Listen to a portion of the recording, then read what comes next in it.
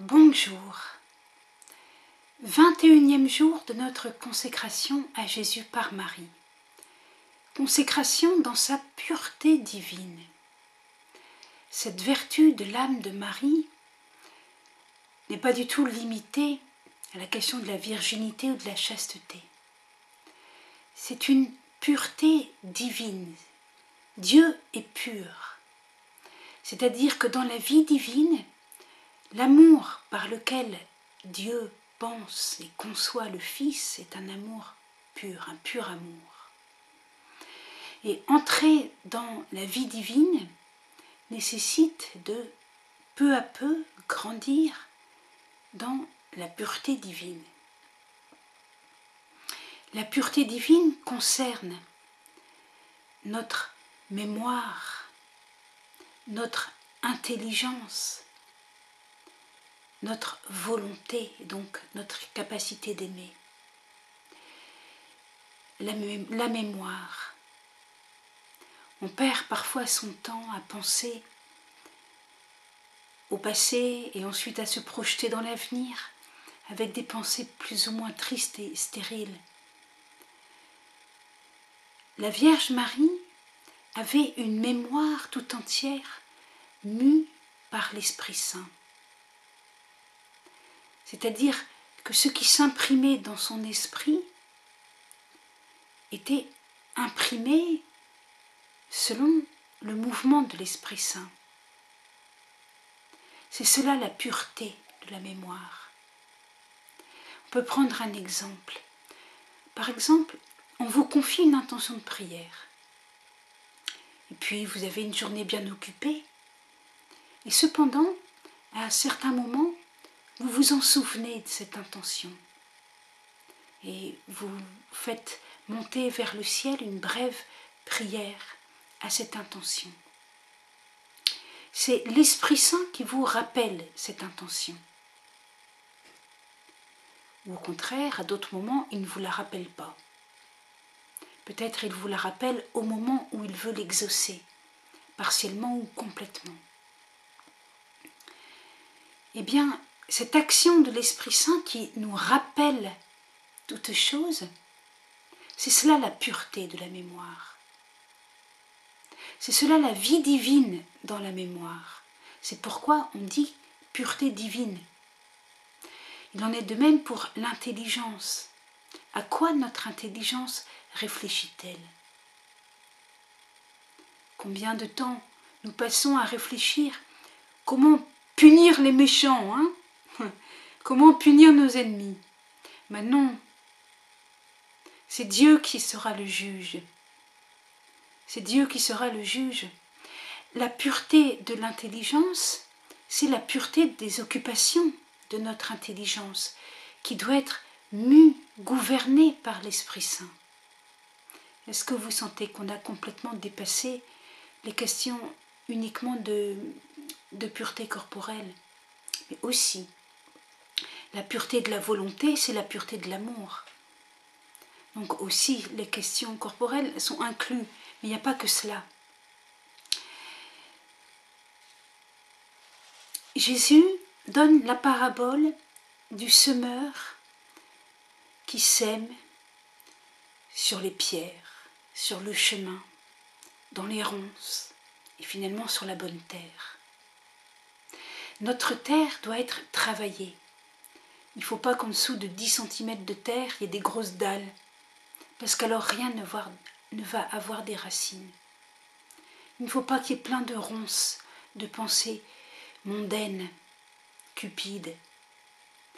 Et par conséquent, la terre doit être travaillée, en quelque sorte, elle doit être purifiée. Des dalles, des pierres, des ronces.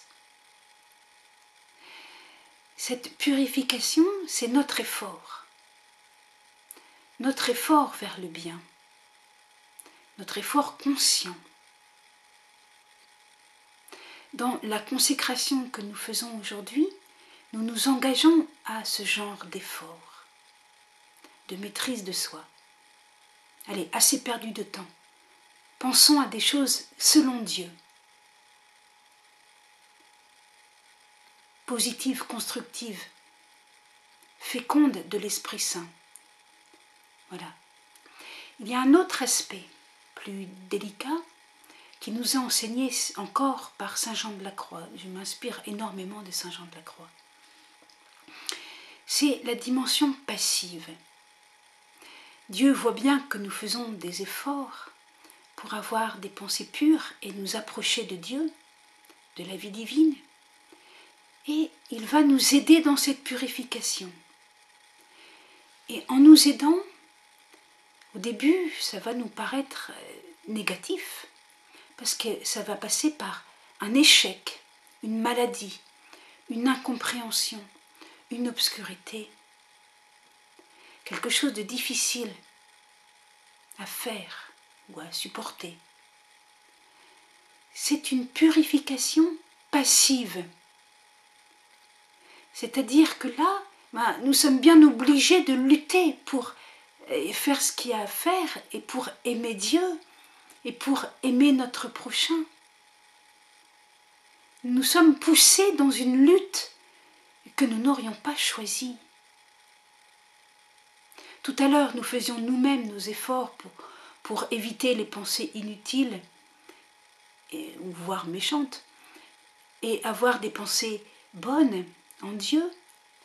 Mais ici, nous sommes comme malgré nous, conduits dans une lutte qui nous est pénible. Et dans cette lutte, on n'a pas tout à fait l'impression d'être bon. On fait ce qu'on peut, on lutte. On a l'impression parfois d'être mauvais, d'être indigne. Et cependant, nous sommes en train de nous approcher encore plus de Dieu. Sans que nous nous en rendions compte, Dieu nous sanctifie. Il nous purifie d'une manière ineffable. Donc, ayons confiance et faisons cette consécration qui va nous conduire dans une voie active et dans une voie passive. Au nom du Père et du Fils et du Saint-Esprit. Amen. Ô Marie, prie pour que Dieu entre dans mon âme, comme le soleil entre dans la maison. Ô Vierge bénie, virginise ma mémoire, ma volonté, mon intelligence, afin que Dieu prenne toute la place. Ô Vierge toute pure, je te choisis comme gardienne de mon âme. Dans la foi en la providence divine, j'accepte d'avance les purifications passives qui me seront nécessaires. Et puisque Jésus a fait de toi ma mère, dans l'ordre de la grâce, je te prie de m'enfanter à ta vie immaculée et à la vie divine. Donne-moi de désirer les biens que le monde ne peut donner, les biens éternels. Ô Marie, je te confie aussi mon pays, mon peuple, afin que tu puisses le purifier par les moyens que tu voudras et l'attirer doucement dans ton cœur immaculé. Et l'attirer doucement dans ton cœur immaculé. Amen.